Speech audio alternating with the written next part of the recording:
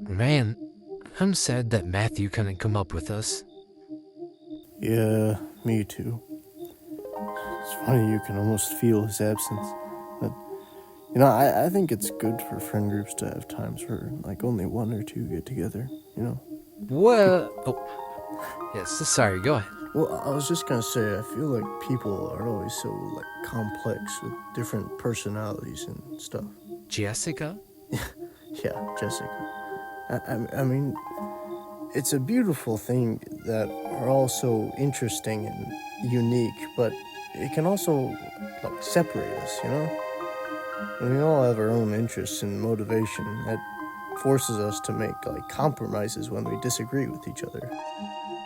Yeah, I mean, we're social beings, but social interaction's so complicated that when our minds are overwhelmed, we feel like we need to bottle up and yeah, like make compromises. Yeah, I agree with you. But if someone wants to make friends with another person, but they like have different interests or like a genre they like, well, most of the time people act interested in that genre or whatever it is to just try and be likable to that person.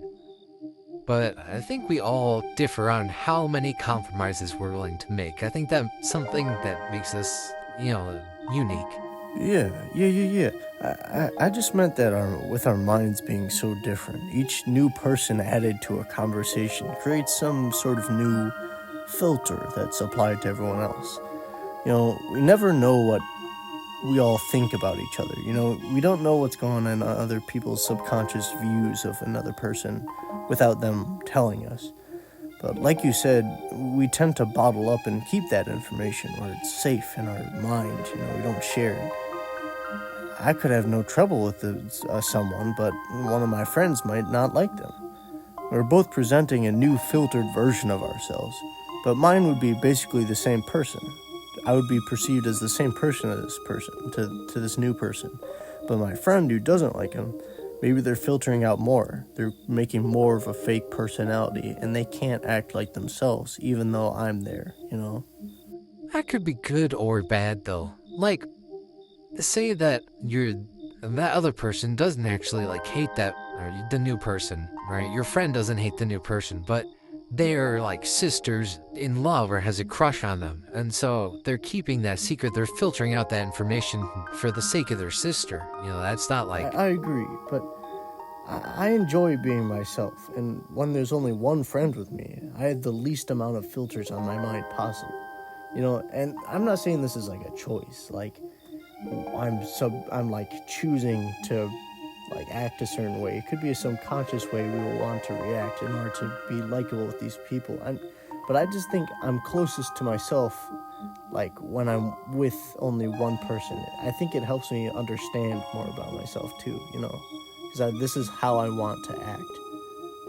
It's no filters or the least yeah, amount. because you're not like reacting to something for the benefit of someone else. It's, it's not like you're pretending to laugh at that stupid South Park clip Josh shows you for the 18th time.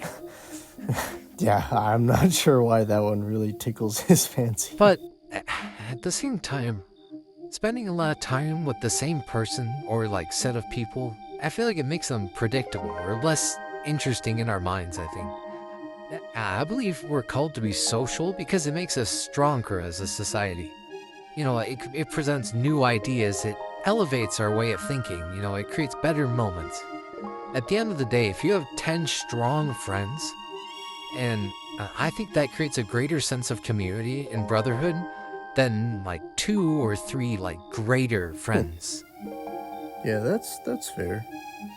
But I guess I see it more as different types of memories being made that equal out to be the same level of value. When you're just with one friend, you can share life-changing moments that reveal more about yourself and that other person.